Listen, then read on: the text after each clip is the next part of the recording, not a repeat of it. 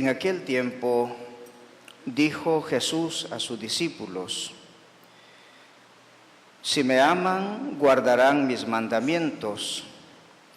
Yo le pediré al Padre que les dé otro defensor, que esté siempre con ustedes, el Espíritu de la verdad. El mundo no puede recibirlo porque no lo ve ni lo conoce. Ustedes, en cambio, lo conocen porque vive con ustedes y está con ustedes. No los dejaré huérfanos, volveré.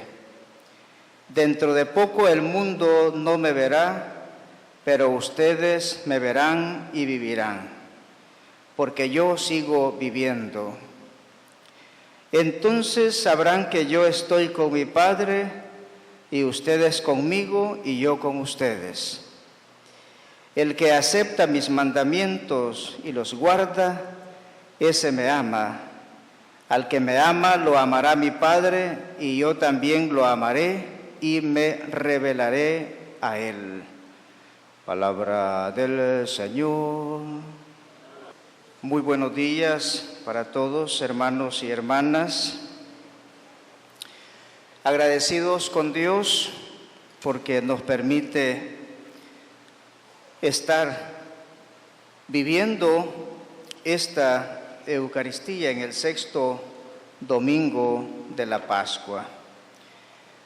Damos la cordial bienvenida a todos aquellos hermanos peregrinos y también invitamos a aquellos que están pendientes a través de los medios católicos de la transmisión de esta Santa Misa en el sexto domingo de la Pascua. Hermanos y hermanas, hemos estado viviendo estos días los inicios de la comunidad. Y también a propósito, en este tiempo de la Pascua, la Iglesia nos va colocando aquellos textos de la Palabra de Dios, sobre todo los contenidos en el libro de los Hechos de los Apóstoles, que nos van relatando el peregrinar de la comunidad cristiana, las decisiones que en su momento también deben tomar los responsables de la Iglesia, los apóstoles, y el rumbo que tiene que ir tomando el nuevo pueblo de Dios. A este nuevo pueblo de Dios, al que se nos ha introducido a nosotros por medio del bautismo. Esta palabra que escuchábamos sobre todo en la primera lectura da lugar a interpretar y a entender la realidad del sacramento de la confirmación, porque Pedro y Juan, cuando se enteraron, dice, de que los samaritanos habían recibido la palabra de Dios, enviaron a Pedro y a Juan allá. Ellos oraron por ellos, imploraron el Espíritu Santo, impusieron las manos sobre ellos y recibieron el Espíritu Santo. Este es el texto que se coloca o se puede leer cuando se administra el sacramento de la confirmación, porque aquí es donde da lugar a entender la realidad del sacramento de la confirmación, porque fueron los apóstoles justos los enviados a orar por aquellos, porque solo habían sido bautizados en el nombre del Señor Jesús. Y así ellos pues oran, Pedro y Juan, por aquellos para que reciban el Espíritu Santo. Y ahora no podemos nosotros pasar desapercibida esta palabra, porque igual nosotros pertenecemos a una comunidad cristiana y hemos nacido a la vida de la gracia a través del bautismo, hoy digamos también a través del sacramento de la confirmación. Y somos miembros de una comunidad y participamos de la vida sacramental de la Iglesia. Y en nosotros en realidad se manifiesta lo que dice también Jesús hoy en el Evangelio, sobre la grandeza o la habitación en nosotros de Dios mismo en la vida del cristiano. Él está con nosotros, Él se va, como dice, ya hay un anuncio aquí, para que nos vayamos preparando para las fiestas de Pentecostés dentro de 15 días, fiesta con la que cerraremos estos tiempos de la Pascua. Pero se nos invita a nosotros hoy, o Jesús nos invita a acercarnos, a guardar los mandamientos, porque Él nos ama, Él ama al Padre, el Padre lo ama a Él, Él también se manifestará y habitará en nosotros, y habita en nosotros, no en tiempo de futuro, sino en tiempo presente, habita en nosotros. Y por eso debemos aquella expresión del apóstol entenderla en este sentido, el apóstol Pablo, cuando dirigiéndose a más de alguna comunidad, se dirige a ellos como los santos. Y no es que seamos santos en el sentido de que merezcamos ya estar en los altares, sino santos porque hemos recibido la vida de Dios en el bautismo, en la confirmación. Santos porque somos una comunidad que peregrina, que persevera en la fe. Santos porque cada día nos esforzamos en vivir la santidad, la entrega a Dios, el amor de Dios en nosotros. Y por eso no nos extrañe pues cuando se habla de que también Él permanece con nosotros. Él nos ama, se manifestará y vive en nosotros y está con nosotros. Por eso es que la realidad del cristiano, o la vida del cristiano más bien, no es de soledad o de desamparo. Aún en los momentos de angustia, de desesperación, de desilusión, de desánimo, de desconfianza y a veces hasta de pensar que nuestra vida en realidad es un desastre. Hasta llegar a esos momentos sabemos que aún en esas condiciones o en las condiciones más inhumanas que el ser humano pueda vivir, o en la situación delincuencial que también tenemos nosotros en nuestro país, sobre todo últimamente que se han ido incrementando los asesinatos y asesinatos así masivos también. Y aparentemente estamos en una situación de descontrol, donde puede pensarse también, ¿verdad?, que en la situación que tenemos actualmente, la finalización de un presidente, la entrada de otro presidente, ¿verdad?, como que da lugar a que hubiese personas con la intención de dar la impresión que es el fracaso total y que hemos llegado a extremos insoportables y que no podemos ni vivir en esas condiciones, como que hubiese una actitud de desestabilización de la situación y que entremos nosotros en una situación de zozobra y que pensemos que esto no tiene solución, que no tiene arreglo, que ya estamos perdidos, que ya no tenemos esperanza. Y no, sabemos que para el cristiano todavía hay esperanza. De hecho, el apóstol San Pedro, en la segunda lectura que escuchábamos hoy, habla también de la esperanza que debemos tener los cristianos. Porque las situaciones que nosotros vivimos no deben de dar lugar a pensar que las cosas están ya sin solución, a pensar que nosotros no podemos hacer nada. De hecho, si tomamos conciencia de la realidad de la vida de Dios en nosotros, y esta vida, si Dios está con nosotros, debe de manifestarse en una vida alegre, en una vida también optimista, porque los cristianos debemos de ser optimistas. Y a pesar de las cosas que aparentemente no tienen solución, uno debe de buscar alguna solución o de pensar que algo tiene que hacerse y que algo mejor puede venir para el cristiano, para aquellos que creen, para aquellos que siempre seguirán trabajando, para aquellos que siempre seguirán creyendo en Dios, para aquellos que en estas condiciones con mayor razón quizás se acercarán al Señor sabiendo que Él tiene la solución sobre nuestras vidas, Él tiene control sobre nuestras vidas y la va a tener en la medida en que nosotros también nos abramos a la gracia de Dios.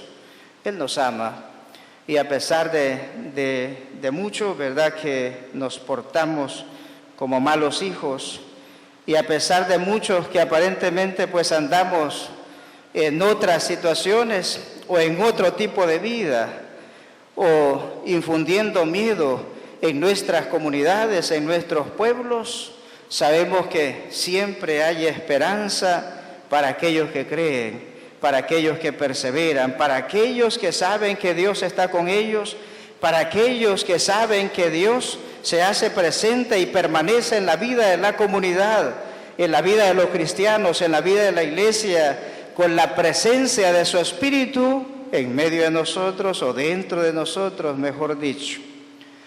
Nosotros, como digo, los cristianos, ya mencionábamos, debemos ser optimistas y al mismo tiempo debemos procurar vivir siempre en la alegría, que las condiciones negativas que vivimos no nos quiten la alegría de creer, la alegría de vivir la fe, la alegría de reunirnos y apoyarnos también con los hermanos, la alegría de vivir la solidaridad en estos momentos de angustia también.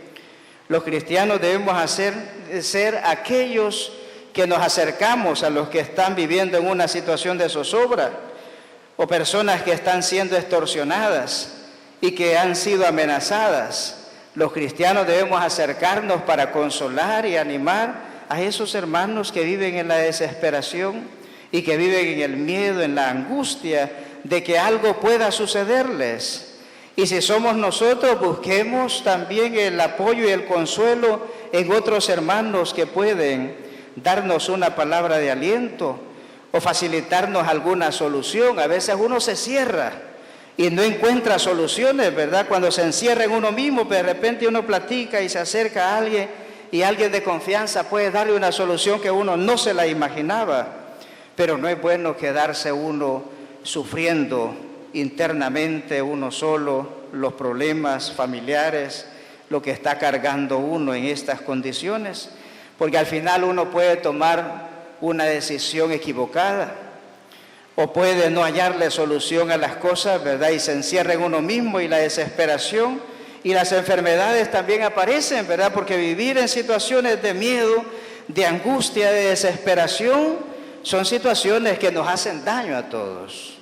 Y qué bien, ¿verdad? Si descubrimos a personas que estén en estas condiciones como cristianos, no podemos quizás solucionarles el problema, pero a veces con una palabra de aliento, con una palabra de ánimo, uno siente pues que aquella persona le quiere a uno y que sabe que Dios, a pesar de eso, por medio de esa persona se está acercando a nosotros a consolarnos.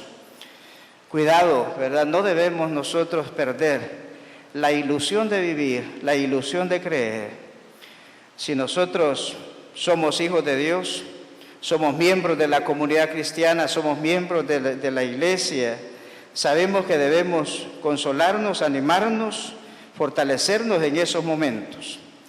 Y nosotros con mayor razón no perdamos de vista también otra realidad en estos tiempos de la Pascua, a raíz o a la luz más bien de lo que hemos ido meditando en el libro de los Hechos de los Apóstoles.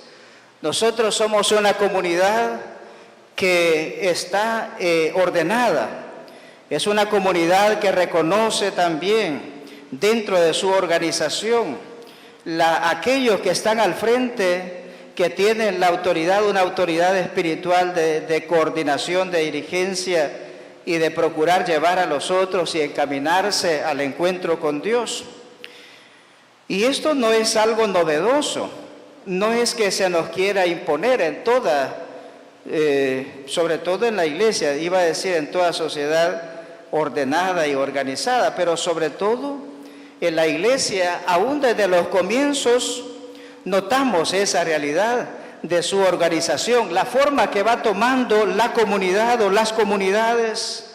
Si no recordemos el caso que recién salía, ayer me parece que aparecía en la palabra de Dios, en la primera lectura, cuando se habla, o ayer o anteayer, que los apóstoles ante una dificultad, sobre todo Pablo y Bernabé, que estaba en Antioquía, se les presenta aquella situación, ¿verdad? Les cuestionan sobre si a los que se convierten a la fe, que vienen del paganismo o de la gentilidad, y pertenecen a la comunidad y se acercan a la comunidad, se les debe de exigir a ellos la circuncisión, el rito que se establecía para los varones en el Antiguo Testamento como signo de pertenencia al pueblo de Dios.